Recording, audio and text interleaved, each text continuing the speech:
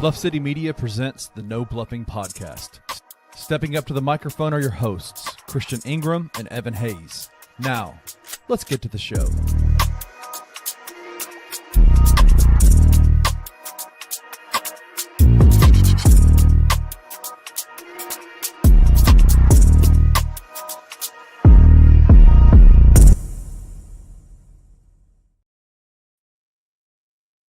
Grizz Nation, what's going on? I am Chris Ingram. And I am Evan Hayes.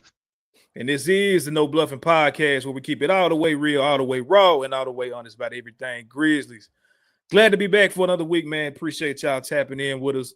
Y'all let us know in the chat what y'all want to chop it up about. We got a couple of topics, but obviously we go off script from here and, from time to time. So today ain't going to be no different. But, man, definitely glad to be back. To talk about the latest and greatest in Grizz Nation, man. Shout out to my guy JD tapping in always early. Appreciate you, JD. My boy. What's up, bro? Man, got a lot to talk about today. A lot of different little topic intricacies of what's going on. So we're gonna try to get through those. But my boy, how was your week? Tell me something good. Give me the good news. What you got going on in your neck of the woods? Man, it was a smooth week. This is my last week of school. Like after this week, I will be done with summer class, so I'm happy about that. Last week I had a pretty fun week. I went to a pro track meet, the Ed Murphy Classic, on Saturday. Some of my boys from college came down from Milligan. So I had some boys in Nashville. They came down. Some guys from high school. So it was just a lot of us, just us guys enjoying the track meet. Met some pros, chop it up with people. I went there with my high school coach as well. So we saw each other again. So that was real smooth. We went to Crumpy's afterwards because we had some guys that wasn't from Memphis. So we wanted to show them a Memphis spot, like around the University of Memphis. So we went to Crumpy's afterwards. So that was dope, just being time with them. I actually went on bill for the first time after that as well, like as a 21-year-old person. Me and my lady went out. So that was fun. Last week was just a smooth week, just getting work done. Got some good news that I will talk about later in the show. But yeah, it was a pretty good week, bro. Can't complain too much. How about you? Man, same here, bro. Constantly chopping that tree, trying to be better than what I was the last week. I say that all the time, but no, that's for real, making an effort to definitely do that. Like you said, knocking out the schoolwork.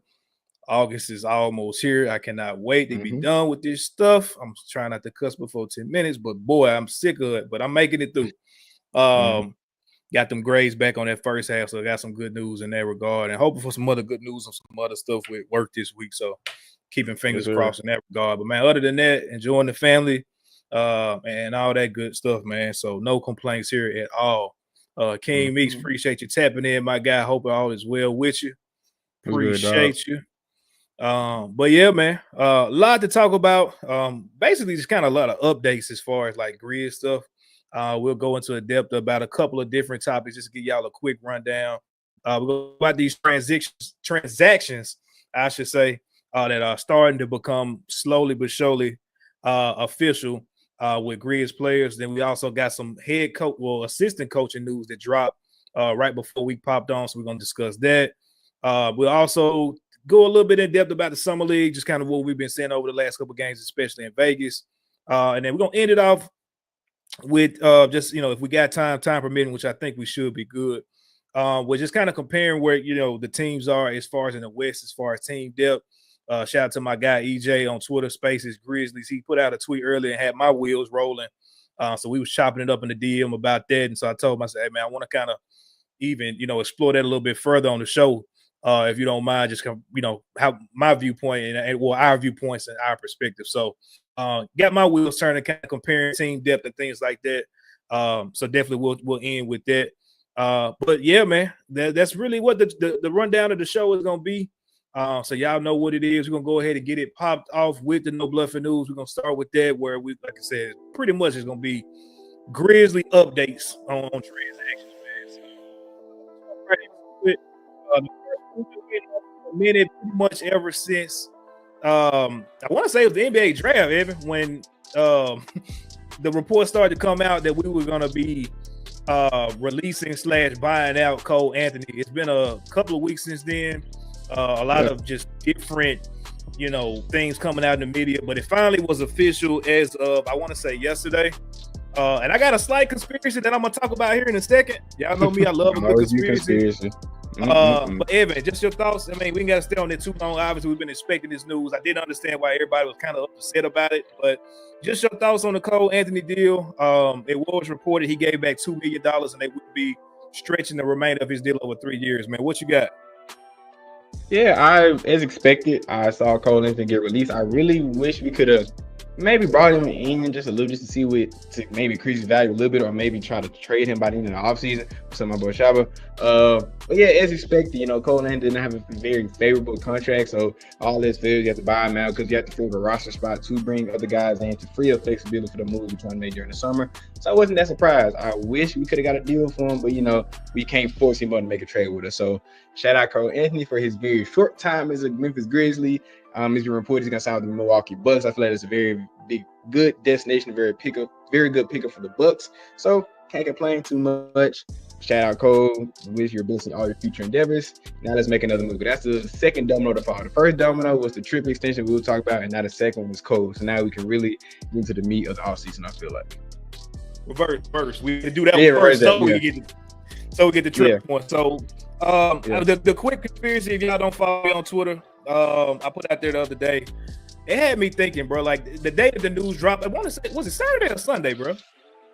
It was Saturday. I was at the meet when it dropped, Saturday. Actually, so it was okay. Yeah, I was at the meet. Mm-hmm. So when it first dropped, like I said, I didn't understand, like, people were shocked by it or saying that Climate was tripping or whatever. Like, bro, we've been talking about this for the last couple of weeks. But I will say, what got my wheels turning the very next day, I woke up thinking about it. I don't know why. It was weird. It wasn't something that wasn't really that serious, but it had me thinking back to the night of the draft where the first person that really reported that the Grizzlies were going to be working out a buyout with Cole was his dad, Greg Anthony, on NBA TV. Yeah.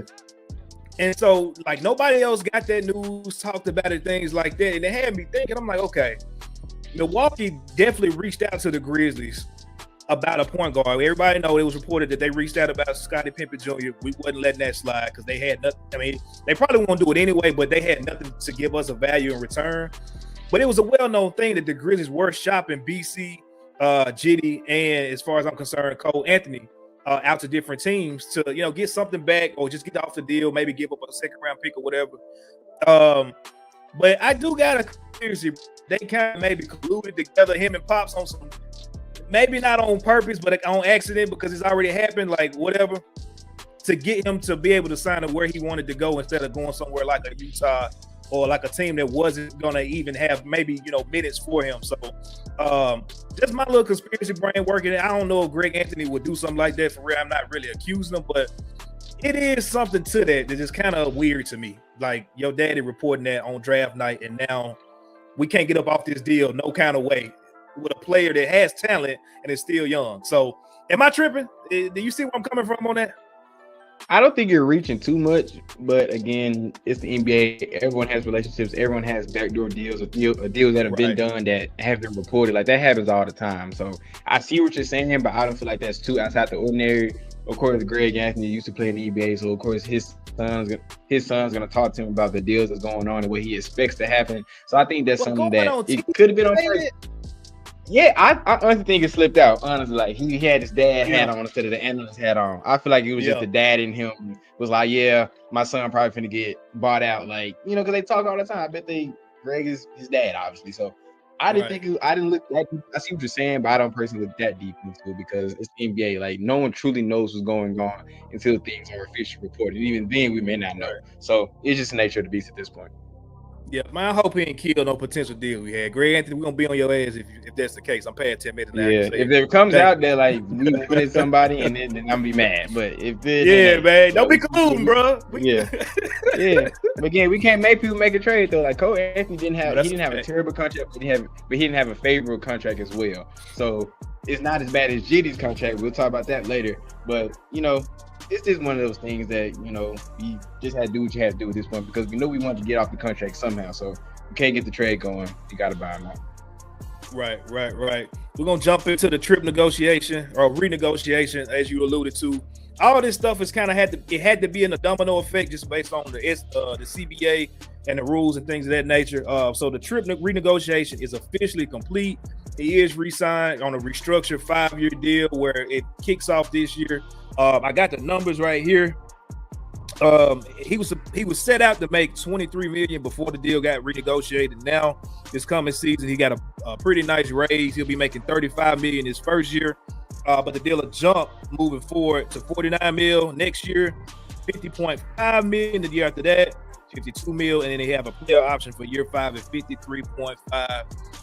It's a total grand total of $240 million, which was reported a couple of weeks ago. Looks like the Grizz was able to clear out a pretty good amount of space between him, Cole Anthony, the J Huff trade, obviously.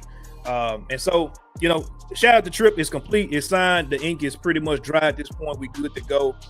He can focus on his offseason rehab and his toe, man. So, again, I know we done talked about it a little bit in depth. We ain't got to stay on it too long, but just touch on it real quick. The Tripp deal finally being done. We can move on to the next phases of our offseason.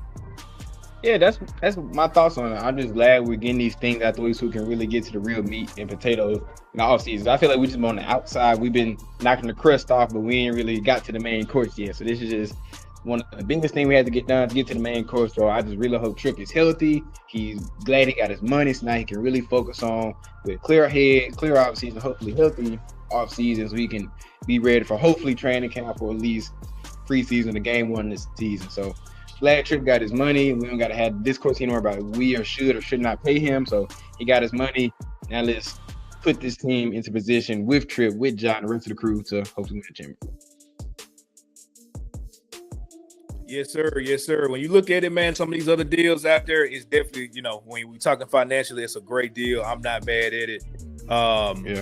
350, I probably would have batted an eye 2 or 3 or 4 or 5, but 240, I can't be mad at that over 5 years. It puts us in a place where we can still build around this team, and that's being in a good spot. And it's a tradable contract, like I said. If you get to a point where you feel like you need to blow things up or retool or whatever, that's a very movable deal. It's not a $75 million per year deal like a Devin Booker deal. That's going to be tough to move him later on when they finally just get fed up of competing. But he signed an extension, so you never know, bro. He signed an extension with 2 year extension, so you never know what he wants to do. So he said he wants to stay there, so maybe they know. Oh, he gonna be stuck for 2 years. Goddamn it, he ain't going nowhere for 2 of them things for sure. It's a wrap for that. But yeah, the next domino to fall, we knocking them down. Cam Spencer, which I ain't gonna lie to you, this one to me was out of order, but they know better than I do. I'm kind of like Ja Morant. Like, I feel like I understand this cap space thing, but I probably don't. But the Cam Spencer deal is finally official. They did give him a raise on top of what was reported at first. All we had at first was a 2-year deal available. They've actually bumped it up to 4 years, $10.5 million with 3 years guaranteed. The last year not guaranteed. So salute to Cam Spencer. Loading out the end of that bench. You get more out of that guy than a $2.5 million, a $2.7 million, whatever you want to say, deal per year. It's a win. I think he's going to definitely supersede that eventually once he gets into the rotation. We just got to find minutes for the guy, man, because the guard position is kind of loaded. But thoughts on Cam locking in a little bit longer? Yeah, it surprised me initially when I first saw the news. I was like, whoa, they're kind of jumping the gun. But when I really thought about it, I was like, yeah, Cam's a young guy. He's showing promise. It seemed like the front office really believes in him. So I feel like this is a very team-friendly deal that gives Cam room to succeed his contract. And hopefully, like you said, we're getting paid more down the line. I just hope he reaches his potential, which I feel like he will. I don't think, because my first mind, I was like, oh, this is another JD situation where they're going to extend him. I was like, they're not paying him nearly as much money. It's not nearly as balanced contract. But nah, it ain't that. That's my mind first with like the first 5 seconds when I saw the notification on my phone. After I sat down and thought about it, I was like, okay, nah, this is a good deal. I just hope he reaches what the front office sees him as. Because obviously they have a lot of confidence in him. And him, Gigi, and Jalen, they just think those 3 guys would be some of the cornerstones of our franchise. And I hope they're right. So shout out Cam, got his money. Like you said, he's got to solidify his role in this team, which I feel like he's going to fill that Luke Kennard role, but exceed that. So if he can fill that role to give us more on the defensive end, Cole's going to find some minutes this year. I just wholeheartedly believe that. If he can fill that role, I feel like he's going to do his thing, honestly. Yep. I hear the Luke Kennard consensus a lot. That man to me is definitely 100% TJ McConnell. Like I don't see a better TJ McConnell comp in the NBA than Cam Spencer. He about the same height, white dude, wear a t-shirt. Well, I don't think TJ wear a t-shirt, but it looks like he wear a t-shirt. Can go crazy, don't give a damn, ain't scared of nothing, and can definitely flip a game quick. I could see that moment. I want to say it was game 7, if I'm not tripping, where TJ McConnell just went on a run in the third quarter. I think he scored like 12 points straight, something like that. Like Cam Spencer is that type of player, bro, that you put him in the game, he's gonna make something shake on either end. And I love that we got a guy like that and waiting, depending upon what happens with this roster, the way he can fit in. So salute to Cam, like you said. Glad to have you locked in on the GG and Vince special for the next 4 years, my guy. Salute to Ed. We got Ed in the comments, your brother. Shout out to my boy. Appreciate you tapping in. So that's how we got on Cam. The last one, as far as Grizzly transactions we're going to talk about, is we finally got news on the lead assistant on the coaching staff. The Grizzlies have announced that it's going to be Ryan Saunders, former head coach of the Minnesota Timberwolves, also was a assistant on the championship Denver Nuggets team recently as well. So got some NBA head coaching experience. He got some championship experiences being on the staff. I like the hire. I don't know if it was my first one, but am I mad at it? I'm not. What's your thoughts on Ryan Saunders, my guy? We fixed this. Yeah, I like the hire. Like you said, like he wasn't the first guy on my list, but I wanted the guy to come in with some experience and that knows how to coach winning basketball, and he has both of those. He comes from a basketball family with his dad, so he's been around the game for a long time and knows the game, and he knows how to coach high-level players. He coached in Minnesota, he's coached in Denver, so he knows how to hopefully help T.I. curate this team in his image, coaching high-level players. So I like the hire overall. Just want to see what side of the ball he's going to play. He's going to be the overall head assistant, just be T.I.'s right-handed man. That's soon to be seen. So outside of that, I have no complaints with the hire at all. I know he was talking about like all these Santa Cassell and all these other guys, but like I want a guy that's actually coached, and Ryan Saunders has coached, so I can't be too mad at the hire whatsoever. I can't be mad at it at all. My only gripe, and this is just on the surface, I always say context matters. I remember when he coached, it wasn't too long ago, and that team was terrible. The records were bad. I want to say, I know he had a losing record as a head coach, but also in the same breath, not only is his record bad, but that team was legit bad. Like Cat has not been a winner his entire career. When he was in Minnesota, they did make it, pretty far last year. And then obviously he did what he did in New York this past season. But before that team, him and Andrew Wiggins, that team, it wasn't a great team. Coach Thibodeau even got fired, I think, midway on that season Ryan first took over. So, context matters. Yes, it was not a winning record, but his team was not great. He was on a championship staff with the Nuggets, which I want to say he was there when Caldwell Pope was there. Well, yeah, he won a championship. He was there. He was. So he's got a connection with him. So, yeah. They can bring some of that winning culture, hopefully some of that winning sauce from Denver to us. So in that regard, I'm cool with it. And, let's move forward, filling out the rest of this roster. Still don't know if Anthony Carter is going to be back. I haven't seen yay or nay on that. I don't know if his deal was up or not. And I heard Tony Allen say he put his bid in directly with Coach Tomas Isolo on yesterday. So hoping we can get CA the grandfather on that staff. That'll make me happy. Please, bro. If we got him on that staff, for sure. I'm with you, King Meeks. I definitely wanted Jared Dudley or Adrian. Jared Dudley's going to Denver, where homeboy came from. So I ain't mad at him there. Salute to him. So that's all we got, man. In regards to that, like I said, we ain't got to stay on it too long. Just because it's fresh, it's new. We don't know what his role exactly will be. As a lead assistant, I'm sure he'll have the offense or the defense. Probably, I'm gonna say probably the defense, bro, because Isolo, he wants to implement his offensive system. So yeah, he'll probably just be in charge of, Yeah, I see you. Probably defense. Yep. But yeah, man, that's all we got on the No Bluffin news for the day. We're gonna shift gears here, take a quick commercial break. When we come back, we talk about the summer league, just kind of what we've been seeing, what we like, what we dislike, what's coming up with that, and then end on the team depth in the West. We'll chop it up about that for a little bit and get up out of here, man. So y'all stay tuned. We'll be back on the other side of this break of the No Bluffin Podcast.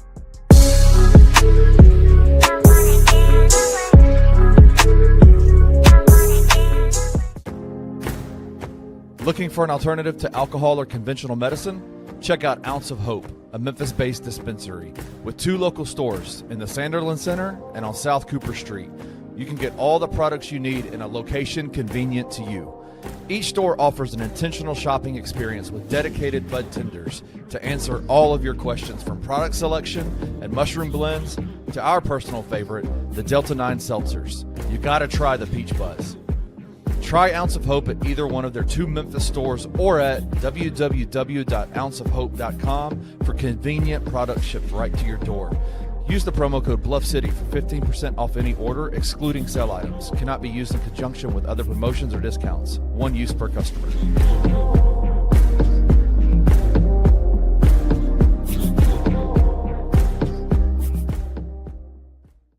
Well, that's a pretty good answer.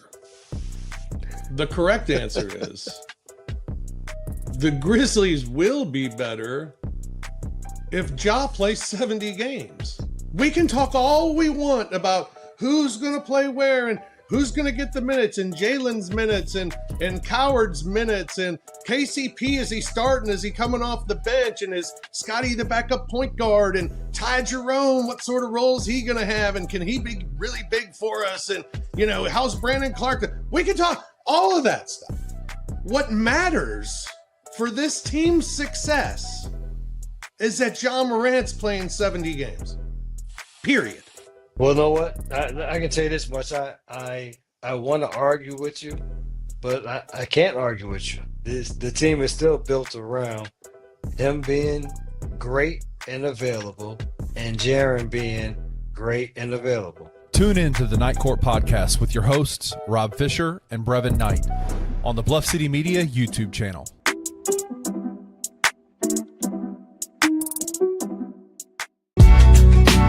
In the heart of the Highland Strip for 27 years, Trilogy Tattoo has helped tell stories for Memphians for generations. Located at 530 South Highland, Richie and his team are waiting to help you tell yours. From tattoos to piercings, your body art should be as unique as you are. Voted a Memphis Flyer top 3 tattoo shop in the city of Memphis since day one. Your story will be safe here at Trilogy Tattoo. Open 7 days a week, Monday through Saturday, 11 to 11, and 3 to 11 on Sundays. They have convenient times waiting on you. Let Trilogy Tattoo help you tell your story.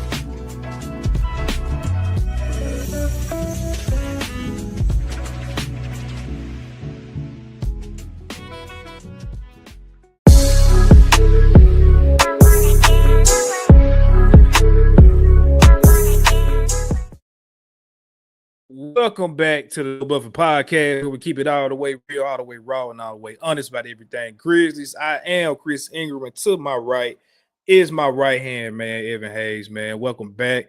We're gonna jump right into the summer league. Kind of just talking about what we've been seeing over the last 2 games since the last time we talked. I want to say they finished out the last game in Utah. Before, since the last time we did talk, nobody talk about the game that nobody even played. So it is what it is. Mm-hmm. Got some quick news that came out earlier today that Cedric Coward has touched down in Las Vegas. He is with the team. I'm waiting for the Michael Wallace interview to come out. I just want to kind of hear what he's talking about. Definitely trolling us with the Michael Jordan t-shirt. He is. I tweeted out, bro. Like feeding into it. He's feeding into it, bro. Be careful with this because it can go one or two ways now. Like if you come out to be Jordan, boy, we're gonna be definitely excited as all get out. But man, if you come out here and slow out, which I don't think he will slow out, I think he's gonna be amazing. But if he do, man, I ain't gonna let you lay that down, boy. You are, leaning all the way into it. So ready to hear that interview from Michael Wallace, Grind City Media for sure. But yeah, man, let's start with the I got something I want to ask you about later on, but let's just kind of start with just the last 2 games that you've seen, what you've seen from the guys, GG, Jalen Wells, the guys that matter, bro. We don't really care about the rest of you guys. We know Zion Pullen been slow as hell. We know get this man off my 2-way. Get this man off my 2-way. I'm sick of dude. Get this man out of here, bro. You gotta roll. Let's take it up for 2-way. Come on, bro. Get this man off my roster yesterday, bro. Yeah. Please. But yeah, let's just talk about it, man. Mm-mm. What you got on the summer league so far? What you like? What you see? Gigi didn't play the other night, so obviously we know what's up with that. But what you got, man? Yeah, on Gigi, I think he's gonna play next game. Like he's been seen like practicing with the team. He said he had a sickness in the last game. So I do want to see more of Gigi because when he has been on the court, he has played well. So I'm starting Gigi first.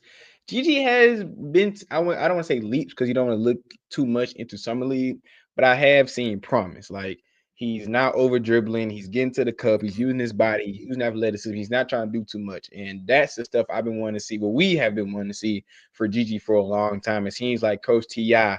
is really in his ear. Like Gigi's been saying stuff like how Coach T.I. told him directly, I'm not going to let you waste your potential. And he's been, Right. Gigi has directly said, yeah, Coach T.I. is explaining things more and teaching more. And I understand Gigi's going to year 3, but people forget, like he's 20 years old. Like he's younger than me. Like he's still a young dude that has not played a lot of like high level NBA basketball because he's been hurt. He's in the G League, all things like that. Right. So I haven't really seen anything I haven't liked about Gigi. Yes, he's had some defensive laps, but I feel like his effort has risen a little bit on the defense end. Yes, on the defensive end. It seems like he's taking accountability and taking more care on that inflow. So that's what matters to me more than the offensive end. Because I know we talked about Gigi's role, and I talked about I don't want him getting picked on. Like he has to take effort into the defense. And it seems like in the summer league, at least in spurts, he's trying to do that. He's sliding his feet. He's getting rejections. Like he's rebounding. Like that's something we haven't seen for Gigi. Like he's actually trying to crash the defense and offensive board. So that's one thing I'm loving on Gigi. On Jalen, people have been so up in arms about Jalen, bro. I know you want to get into Jalen. I'm finna stop after Jalen. But I don't get it, bro. Like, yeah, Jalen had a shaky kind of game and a half, but the second half of the last game against Portland, like he looked like the Jalen Wills that we've been wanting to see. Like, yes, people go through slumps, but people are overreacting over just a few summer leagues game when Jalen Wills has shown what he can do in the real 82 games. Like, I don't get why people are so up and on. People like he should be dominating. Oh, we shouldn't have this much stock in him. I'm like, what do y'all expect him to be? Do y'all expect him to be Jordan, LeBron, Steph? Like, do y'all expect him to be a superstar? Like, he's a very, very good role player. Like, he's a above average, very good role. At least that's how I see him. So, yeah, he's trying to, and that's one thing I can't say I dislike about Jalen a little bit now because it seems like he's trying to do a little much. Like I've seen Jalen do some one dribble step back 3-pointers. Like, yeah, I get expanding your game, but you don't want to get outside of your game a little bit. So that's why I think some of his struggles has came from doing a thing that's more outside his game. So I want him to find that middle ground with like expanding his game, but also not getting it out of his game as well.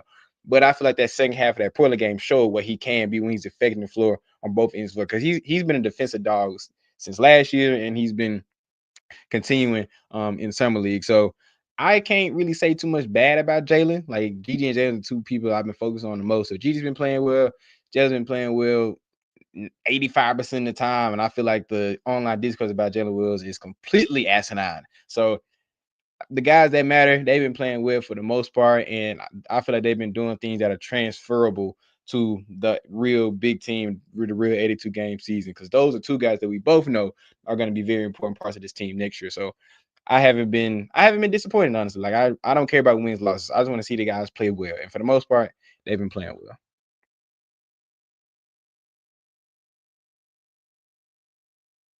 I think you muted, bro. Yeah, that's crazy. But yeah, man, I'm 100% with you. You have to start owing me like $1 or something every time. You can do that like once a show. Every time now. I do it. You gotta do $1. You owe me like cash at me $1 or something. Man, you know, I try to do most of the show where I don't have myself muted, but then I be having babies in the back screaming, jumping, playing, flipping, and it's like, all right, that don't sound good on mic. So you probably gonna get, you'll be able to buy a 4 for $4 at the end of the month when we get done with this for sure.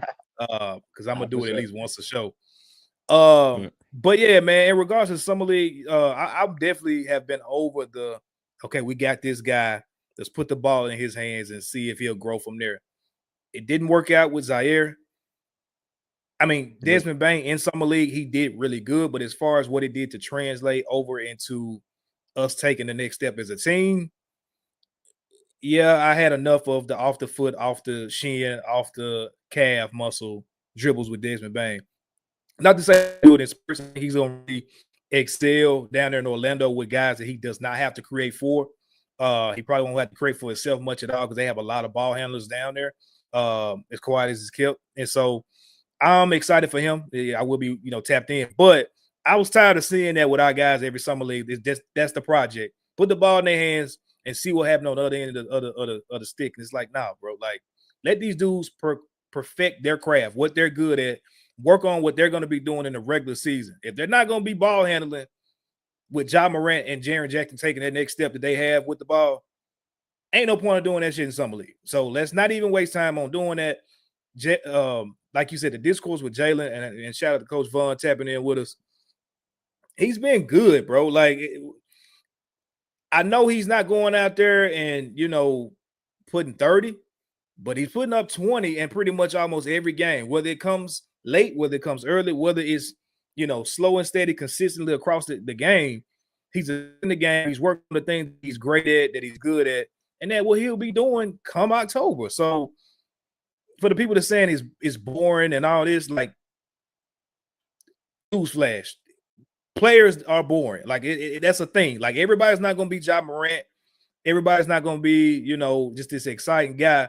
And when you look at like some of his comps, like I had this conversation with my guy Jay Winters on Twitter. I think it was yesterday, and he was going in on it. I was like, man, look, as far as a player comp, where do you see him? Like, what do you see like final form Jalen Wells is? Because I wanted to kind of understand like where the discourse is. And he brought up a couple different guys, and I'm like, just from what I see, if he's prime Shane Battier on and off the court, are we mad at that? Like, he wasn't drafted to be Devin Booker. He wasn't drafted to be Jamal Crawford. Like, he wasn't drafted to be these guys, bro. So if he's not those guys, why am I not upset? Like, why am I upset? Now, if Said Coward go out there and he's not Michael Jordan, then we can come over and talk shit because he up here feeding into it.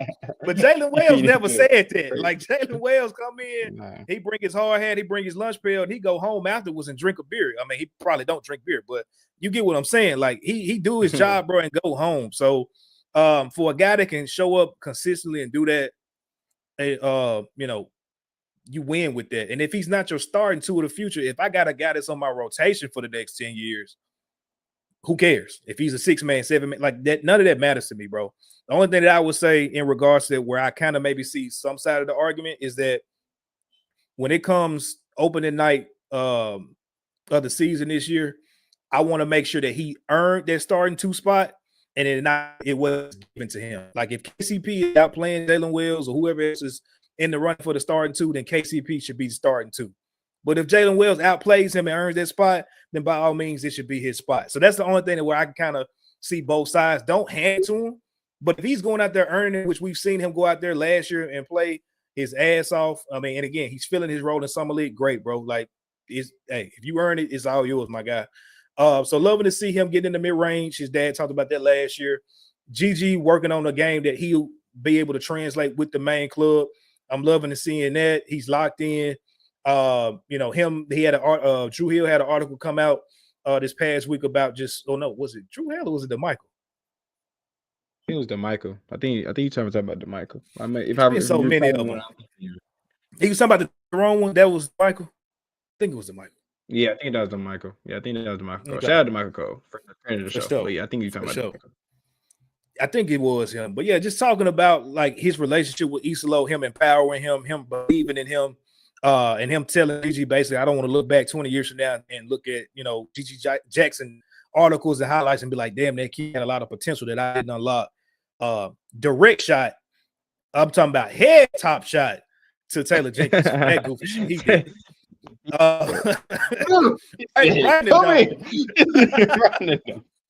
And give him one more for Zach Edey too. For killing his Rookie of the Year trophy. Pop his ass in the back of his head. Man, God. Rob that man a Rookie of the Year, bro. Come on, bro. Just rob the dude, bro. I'm not gonna be mad. I'm not gonna be mad. He's not here anymore. He ain't here no more. And ain't nobody else seen the value in him either because he on the couch like us. Ain't got another job.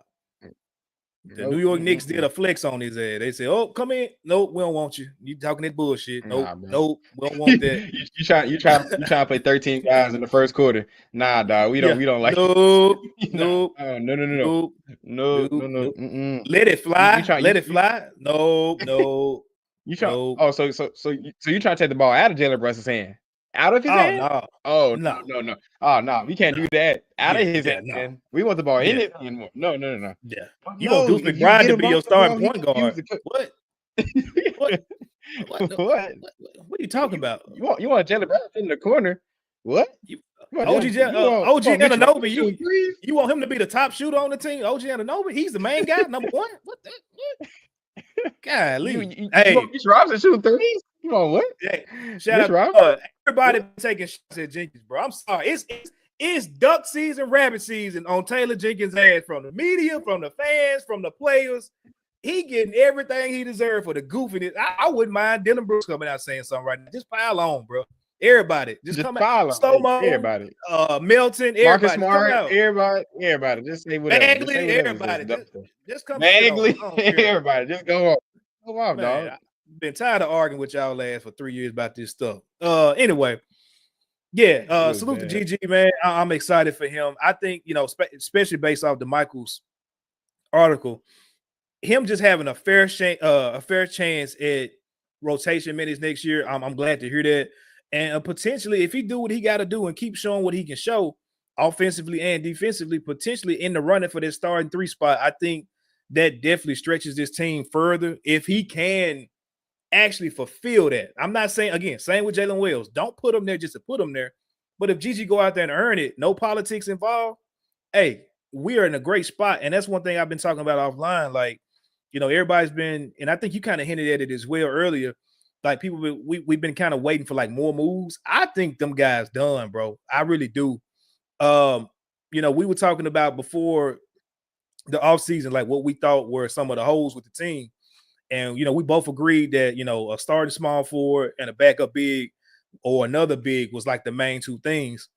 And I'm kind of leaning to the side of now, bro, like if the goal is to really empower Gigi like that, you don't bring in another starting or rotational small forward, because now you're just taking more minutes and more opportunity from him if you believe in him like that. And y'all know we do believe in Gigi. So just excited for that standpoint. We've got pretty much the whole rotation in lock and step at this point. I don't see it. I mean, am I off in it? Do you think it's some even like, and if you do think it's somewhere to make a move, where would you see it? Because I'm just looking at Scotty, you got Ty Jerome. We don't know what's going to happen with KCP starting or coming off the bench. Santi will be back. And now you got Jock Lundell, which will presumably be starting while Edie is out. But when Edie come back, he's probably going back to the bench as a backup. So if you think there's more moves, where would you do it? Or where do you think the Grizz would even look to make a move if they decide to do that? Let me say this first. Do I feel like they're going to make a move, another move this offseason? If I had to bet money, I'd probably say no. That is not up to if I want them to make a move or not. That's not what I'm on.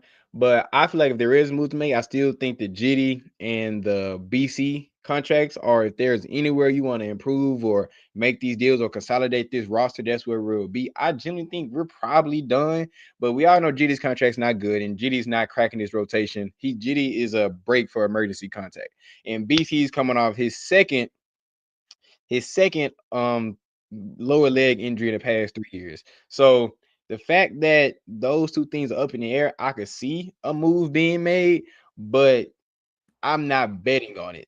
So I personally, if there was move to made, I think it would be GD and BC. Those are deals, but BC's damaged goods, not saying to us, but at least to the other franchise, and GD has a terrible contract. So I don't really see those 2 deals being valuable outside of our franchise. So if there is a move, it'll be those 2, but do I tangibly see that happening?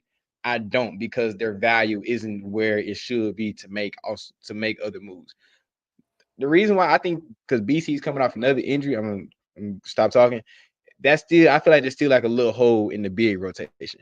Like I've kind of accepted that we're betting on leaps. Like, and I've talked on this show how I'm not a fan of betting on leaps, because Tayshaun Prince has talked about it, T.I. talked about it, Climate talked about how they're betting on Jalen and Gigi to take leaps. I'm not saying they can't do it. I'm not saying they can't do it. But being that that is their mentality, we're not making another move for another wing, like you said, because that would be counterproductive what we're trying to do.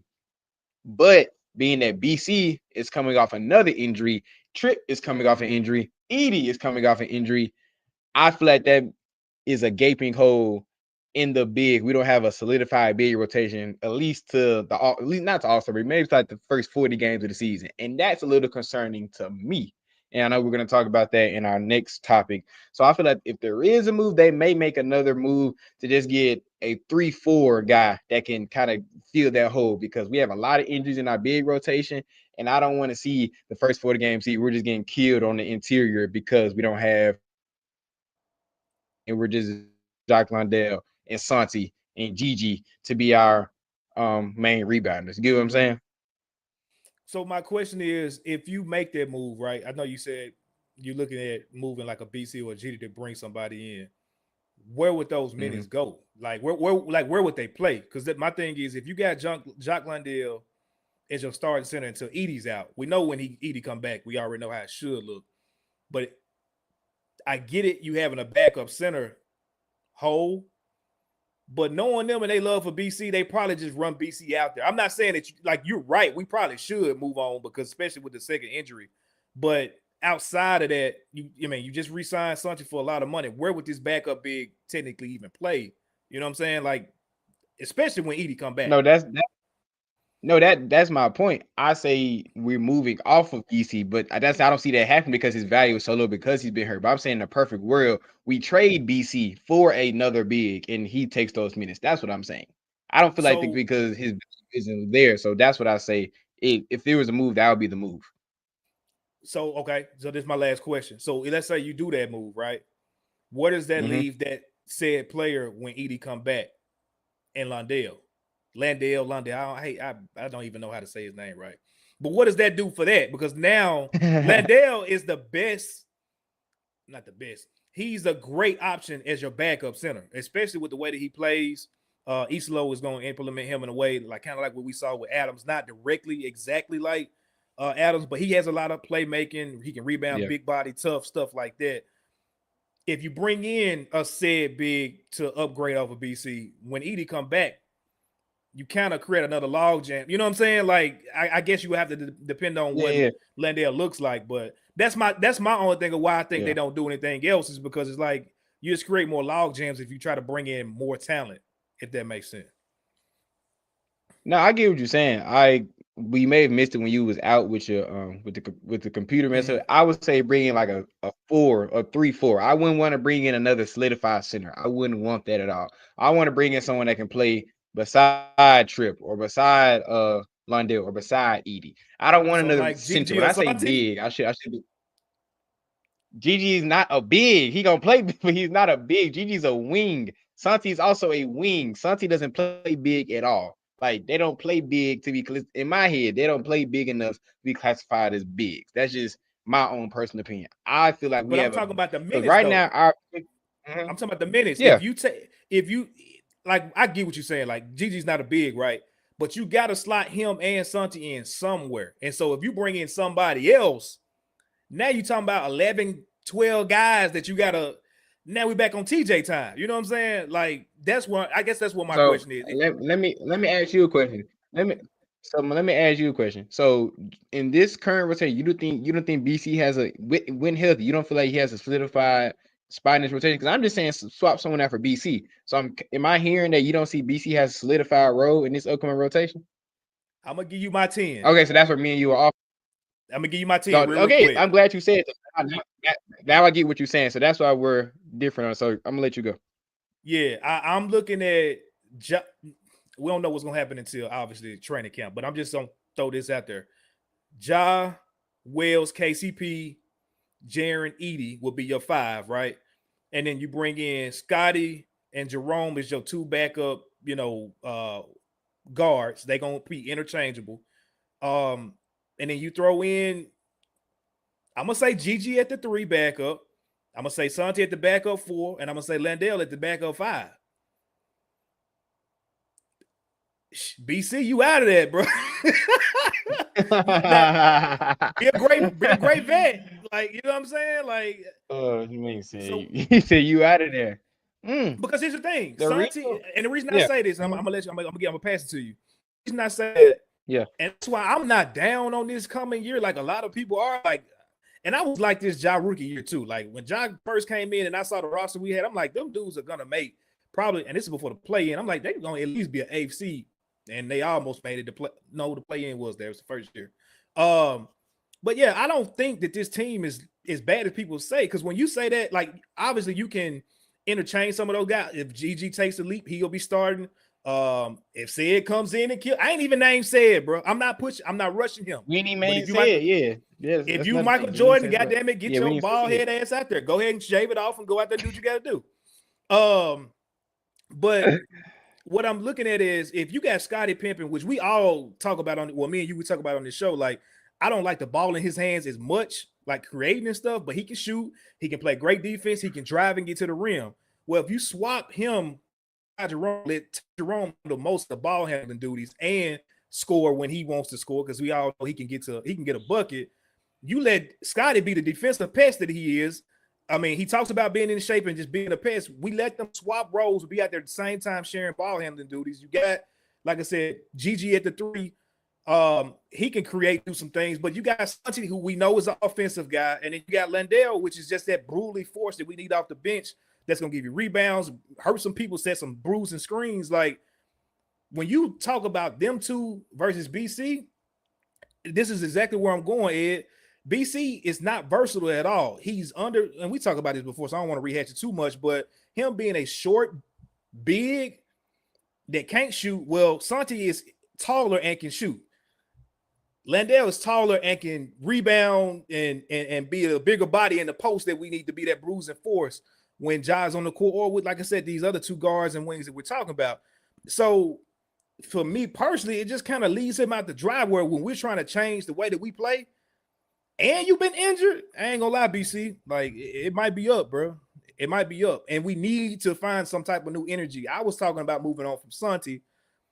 I think somebody said in the chat, you might see him move at the deadline if the right deal comes through. But as right now, I just don't see the minutes for dude, bro. I don't. Yeah, I completely, being that you enunciated and you kind of spread that out and fleshed it out. That's what I'm trying to say. I kind of get what you're saying. I do think just looking at the roster with those 10 guys you just named, I'm still, at least in that second unit, I'm still missing some like bruising, rebounding. Yes, BC is not versatile. That's why I would want a guy that can maybe play 8 to 12 minutes a night. He might not have cracked the rotation some nights, but 8-12 minutes a night just to rebound, be big, and just be a little more versatile on the floor, inside and out. That's what I'm looking for, because in that second unit you just named, you said Scottie, Jerome, GG, Santi, and Landale.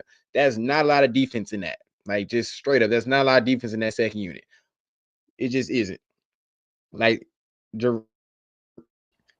Jerome's not a great defender. Gigi's not a great defender. Santi's a great defender. Landale's a pretty good defender. So that's still not all league defenders. I'm not asking. I'm being, yeah, like I'm speaking hyperbole, but they're not known for defense. Let me say that. Right. So that's why I just want to add to what you're saying. I want a BC replacement to come in. My bad. I know I'm lagging. That's why I would prefer Gigi to be in the starting lineup and KCP be on the bench so he can kind of help facilitate that. But we know that ain't gonna probably happen. But continue. I just that's my mindset. If he can make it happen, that's a perfect 10, bro, of a mix of everything that you're talking about. But go ahead, my bad, dog. Yeah, and I agree with what you're saying, but that goes back to my other point, depending on leaps. Like, that's why I don't like depending on leaps. I'm not saying they can't do it, but I'd rather go off what I've seen and solidify guys that know what they can do. Again, I'm not saying GG can't do that. I hope he gets there one day. But exactly, put my brother's comment on there. He just put it. That's exactly, my brother's reading my mind right now. I want another guy that can rebound, defend the rim, and can guard some wings and bigs. That's all I want. Because BC, and that can maybe add, I don't know who that guy is. Of course, people gonna ask who that guy is. I don't know. The market is out there. We can maybe trade somebody. We got a new roster spot. I don't know on the top of my head.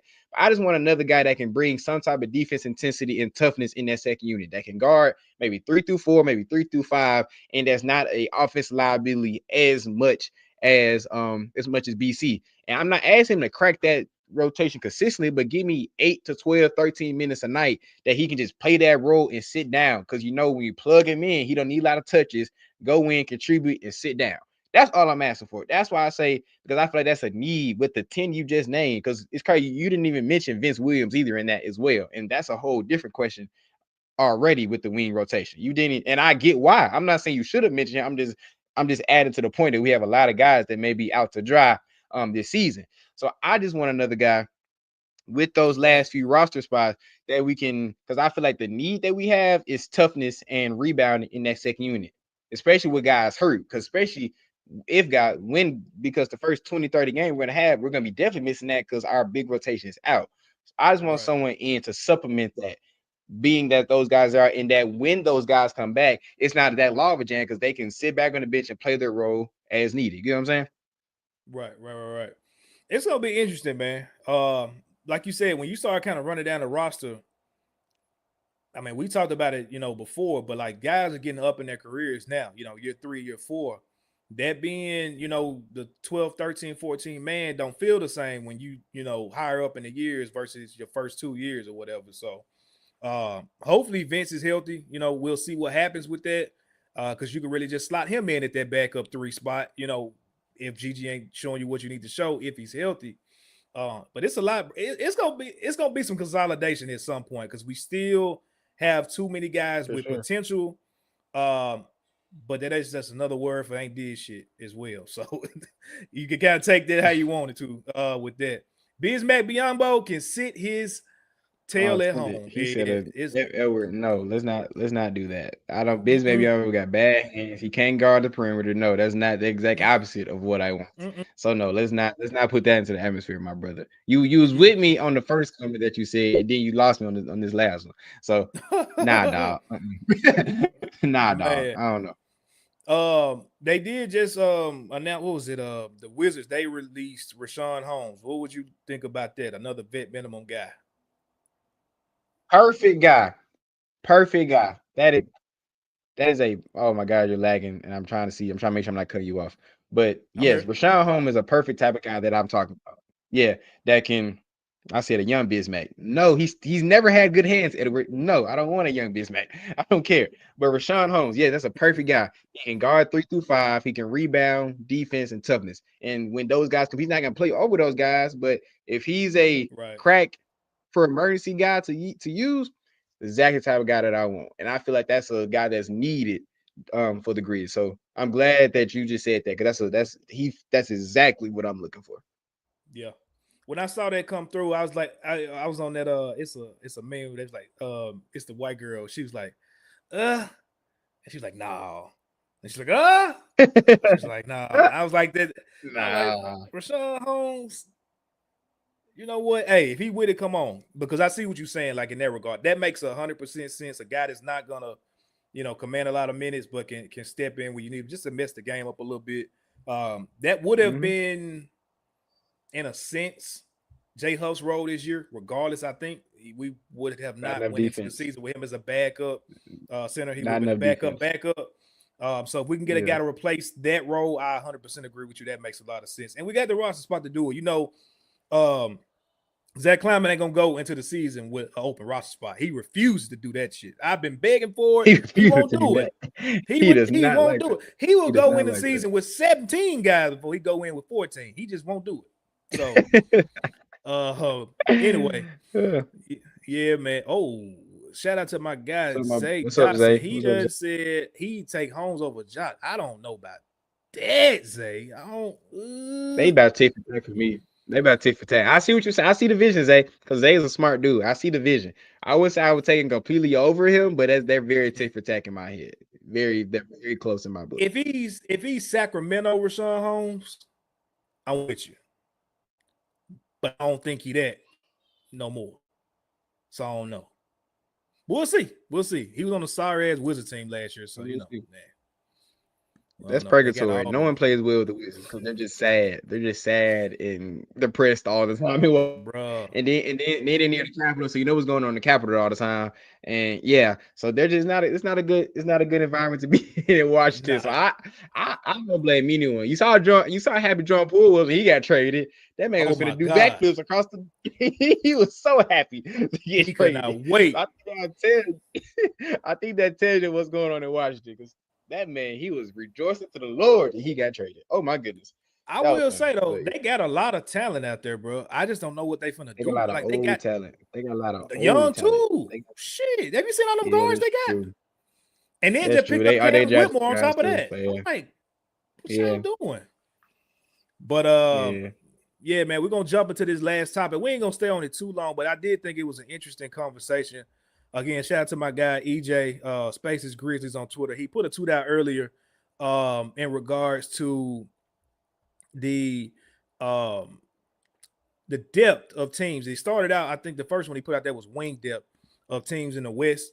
And I hit him up. I was like, man, you know what? I want to kind of dig a little bit deeper into that is in regards to guard depth and center depth as well. So what we want to do today is just kind of go over where we rank the Grizzlies in between, in the West at these position groups as presently constructed. Obviously, like if something happens for any other team or us, this list will update. So don't come back 12 months from now and be like, y'all said, and it's like, bro, we didn't even see this happening, fam. Like, come on. What you doing? So what I want to do is let's start with guards first. We'll go guards, we'll go wings, and then we'll end it on bigs. And I'll start with you, bro. Who do you have, or where do you have the Grizz in the West as far as guard depth? And if you want to give, everybody that's above them and maybe a one or two that's after them, you don't got to do the full 15, but just kind of where you got them ranked as far as guard depth. Yeah. I didn't do the whole 15. I kind of did like the contenders because I have 9 teams for each one of my list on my phone right now because I want to the guys that we're gonna be jockeying position with in the Western Conference. So right now for guard depth, I have the Grizzlies as 4th. I have to do a caveat, like if I'm missing something, I'm missing a team. If I'm underrated, please tell me. But right now, I have the Grizzlies at 4th. At the Thunder, number 1, the Mavs 2, the Lakers 3, and the Grizzlies 4, Warriors 5, Rockets 6. That's my top 6 right there for where we rank in our depth. I genuinely think the combination of Ja Morant, Ty Jerome, and Scottie Pippen, I keep saying Scottie Pippen Jr. because that boy Pippen can be very competitive in the West. You feel me? Of course, y'all know how I feel about Ja Morant. I think Ty Jerome will prove to be the 6th man of the year caliber player that he was in Cleveland, if not more, in a more elevated role. Because I genuinely feel like he's going to just go run wild in that second unit. Because I know we just talked about how him and Scotty's gonna be dividing the ball. I genuinely think Ty Jerome's gonna have the ball in his hands a lot, like becomes like just creating and just like shot creating offense. And because of course we know what Scotty is, just Tasmanian devil, go in and mess things up. Of course, we have the Thunder, HGA, Caruso, defending champions. You have to give them the respect. The Mavs, they've had a very sneaky offseason. Of course, they have Kyrie, they have D'Lo, they have Spencer Dinwiddie. Great team right there.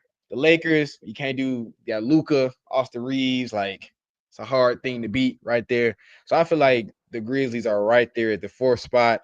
Of course, I have the Warriors a close 5th because Steph Curry is great, but you got guys like not Marvin Bagley. I just saw what King Me said. Buddy Hield, Gary Payne Jr. You got Poku. Like I like those guys, but they're not adding to the team as much as Steph is. So I feel like that just brings them down a little bit. So that's my where I rank the Grizz regardless. What about you? I got the Grizz 4th as well, but my other ranking is kind of a little bit different. I do got Thunder at 1. It's hard to pick anybody above the champs, and they got the MVP. So obviously, Thunder are number 1. This may surprise you. Who would you have number 2? The Mavs with Kyrie, D'Lo, Spencer Dinwiddie. I think all those are starting caliber guards. Didn't Dinwiddie go somewhere else? Did he? See, that's what I'm saying. Y'all gotta check me because I thought he was. I know he was on there last year. Where did he go? Yeah, he was. I got the Lakers. No, he on the Hornets now. I thought he signed with somebody else. He on the Hornets now. Dang it. I don't know who more purgatory. If it's the Wizards or the Hornets, bro. I don't know which one worse. I don't know.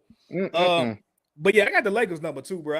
I had them. I was doing my list, and I'm just going off the dome, right? I'm like, all right, this team. I'm like, damn, bro, they got Luka and Austin Reeves at 1 and 2. Like, that's hard. I ain't gonna lie. Like, I feel my ways about both of them dudes, but like, that's a dope. I mean, that's a hard 1 and 2 punch for sure. So I got them at number 2. Yeah, hard to beat that. Yep. I got the Wolves at 3 just because Ant was an MVP caliber player last year. I love what's his name? DiVincenzo for them.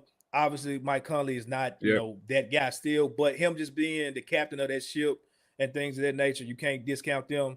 Now is gone, so you know that kind of made it slip a little bit for me. If they had Now still, I think I may have would have put. It may have been a tie. I don't know. They still probably put the Lakers at 2, but I got the Grizz at 4, and I might surprise you at 5, bro. I ain't gonna hold you. I love the Spurs depth right now. I know they're young, but when you're talking about De'Aaron Fox, you talking about Stephon Castle just won Rookie of the Year. You bringing in Harper, Dylan Harper. Man, them guys, shoo, and then you already got guys like Vassell and Keldon Johnson. They got a lot of talent that they just kind of hoarding over there as well. They can do some big things if they, you know, definitely develop it right. But I'm gonna just kind of leave it at 5 since I got the Grizz at 4. Everybody else is kind of in the same range for me after that. But yeah, it ain't really too much to go into after that. They kind of really close. But yeah, I'm gonna say Thunder, Lakers, Wolves, Grizz, and Spurs for me. Y'all let me know if I'm tripping. King Mix, if you talking about a surprise sleeper team, that's probably what I'm gonna go with. It's kind of hard to say that because they got a freaking alien. The West is so dang good. The West is too dang good. Everybody can be competitive this year, but bro, I'll probably say the Spurs, being that they did make the playoffs last year. Yep. And I ain't gonna lie, Carter Bryant in the summer league, the way he playing defense, you just slapping him into what they got going. Ugh. Yeah. They might be nasty. And them boys, they developing some crazy chemistry right now too. And that's important. So yeah, dog, that's my sleeper for next year. The Spurs gonna be exciting. Let's jump over to the wings, man. Who you got? Where you got the Grizzlies in regards to the wings in the West depth? We kind of talked about this. I think we have a different like who classifies wings and guards because like the reason I had the Wolves so low on my guard, I classify Ant as wings. I see him as like a 2-3. I like when I think of guard, I think about point guard. So like it may be a little jockeying our list because who we think is classified as a guard and wing and all that. Kind of where we and people may get on me about this, but technically I have the Grizzlies right now. It's 8th in my rankings in the wing rotation. I have them 8th. Because we just have a lot of unproven guys. I'm not saying I don't believe in these guys. We're just really unproven. So I have the Rockets 1, Thunder 2, Mavs 3, Clippers 4, T-Wolves 5, Lakers 6, Nuggets 7, Grizz 8, and Warriors 9 as my wing rotation. I feel like we can one more time. Run it one more time. I had Rockets, Thunder, Mavs, Clippers, T-Wolves, Lakers, Nuggets, Warriors. I mean, Nuggets, Grizzlies, Warriors. Gotcha. Grizzlies 8, Warriors is my 9. So yeah, we just have a lot of young, unproven guys like with competitive basketball, and a lot of those guys that I see as wings in the teams above us have either won a championship, competed for a championship, or just made farther than we have. I feel like we can move up this list very well if we make these leaps that everyone keep talking about. But we just have such a large, and like we don't know who's gonna be our starting 3 right now. Right. And I feel like that's a knock on us. Not saying that GG can't be that guy or such a coward, but we just don't know what they will look like next year. So for what I've seen, I have us as the 8th best wing rotation in the Western Conference right now. I have us at 11. I have even lower. Wow. Yep. Wow. I thought I was gonna get credit. I thought I was gonna get cooked. You got him lower as me. Yeah, man. Dang. I don't think, and this is on paper, this is unproven, but we talked about it. Like, it's an if right now. Like, if GG takes the step that we need him to take, that's bonus points. We move up the list. Jalen Wells takes just a step. It don't have to be the step we looking for GG, But if he takes a step, again, that's some bonus points for us. KCP getting back to Denver Nuggets form, championship form, Lakers form, whatever you want to call it. That's bonus points. Said is going to be the one for me that really solidifies where we end up. Because again, right now, I don't really have him in our top 10 rotation. So, he's going to have to go out there and take it. Obviously, your lottery pick, I'm sure you're going to get every opportunity just like Gigi. But with so much just unproven, performance within that group that we have, I couldn't put them over, obviously a Thunder. I couldn't put them over the Rockets. We right there, 1 and 2, the same. Like, those are solidified wing rotations that everybody's gonna hate going up against every single night. And so for them, I couldn't put them over the Pelicans. You got Herb Jones, you got Trey Murphy, Jordan Poole's a wing, he's a guard. I'm not gonna put him in that, but the guys, they just are bringing in, and create basically the wings that we wish we had. I love the Mavs is not. No, never mind. That's not who I was about to put. But, when you talk about those guys, like the Clippers, if healthy, you still got Kawhi and you still got, the defensive aspect of Derrick Jones Jr. Dunn. Like, it's just the Kings, they gonna suck, but you talking about wing rotations, DeMar Levine, Zach LaVine. Keegan Murray, them guys, like they're solid pieces. So we got a little bit to go, man. So that's why I have us so high.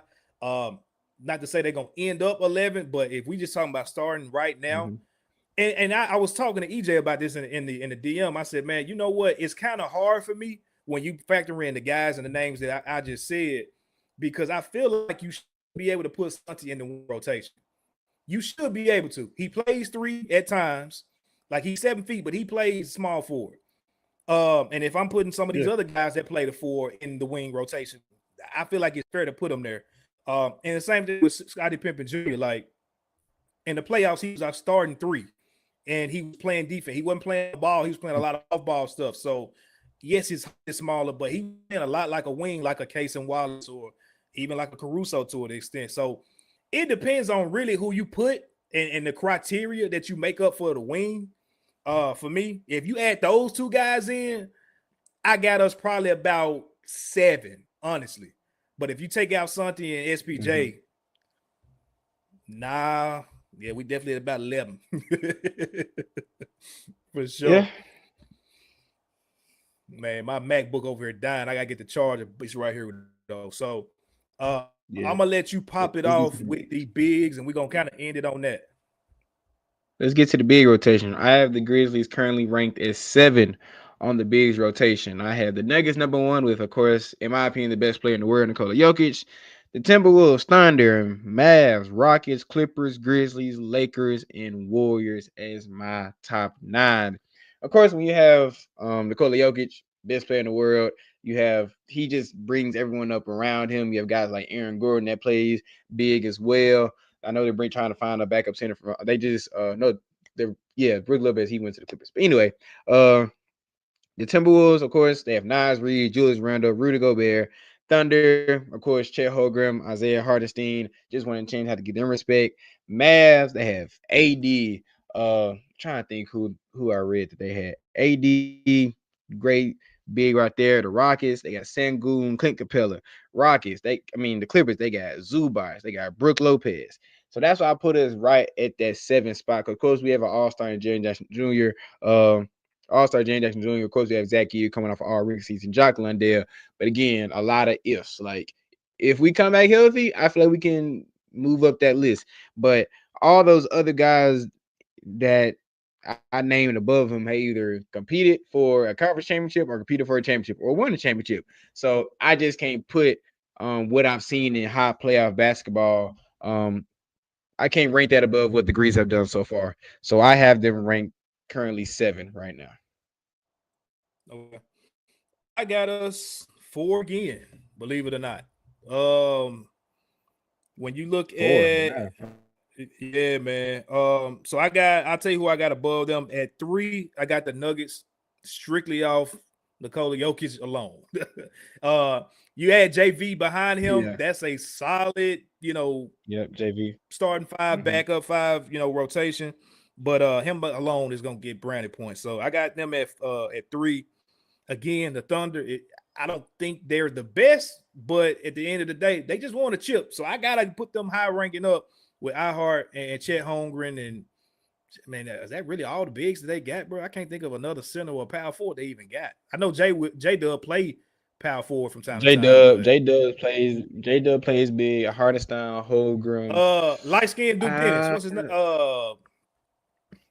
That's J Dub. That's Jay Will. Jalen Williams. Jalen Williams. There we go. The lag is crazy because I hear you nodding. I see you nodding, but nothing's coming out. So I'm trying to see if I keep saying it. But yeah, Jalen Williams. Yeah. So yeah, they the champs. I'm gonna give them number 2. The Mavs, if healthy, are my number 1 big front court in the West, bro. If you're talking about AD, Gafford, Eric Lively, Gafford, PJ Washington, Cooper Flag. God damn, how many bigs do you need, bro? God damn, we can't beat this mother. Bro, they just keep coming. God damn. So yeah, they just keep on coming. It's just a lot of muck on their team, bro. Just a lot of them jokers on the team that real tall, they can jump high, they can block shots. That's all they got. Man. They got a few guards, it's just a bunch of 6'10" and plus dudes that can jump high, shoot the ball, and block shots and play defense. Like them jokers gonna be scary next year if they healthy. Like, oh my goodness. Like not a lot of teams put fear in my heart.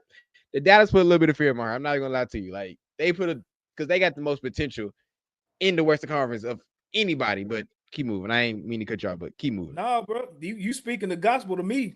I said last year before Kyrie got hurt, when the trade first went down, I was like, man, y'all talking about the Mavericks, made a goof. Shit. That team got better. And then you add you add Cooper Flag to that. Like, that's not fair, bro. So yeah, I think if they healthy, and you talking about 7-game series next year, they'll take the Thunder out. I believe so. That's just me. Put my money down. I'll take them if they're healthy. Y'all, the love I got for Kyrie anyway. Yeah, so that guy, he's him.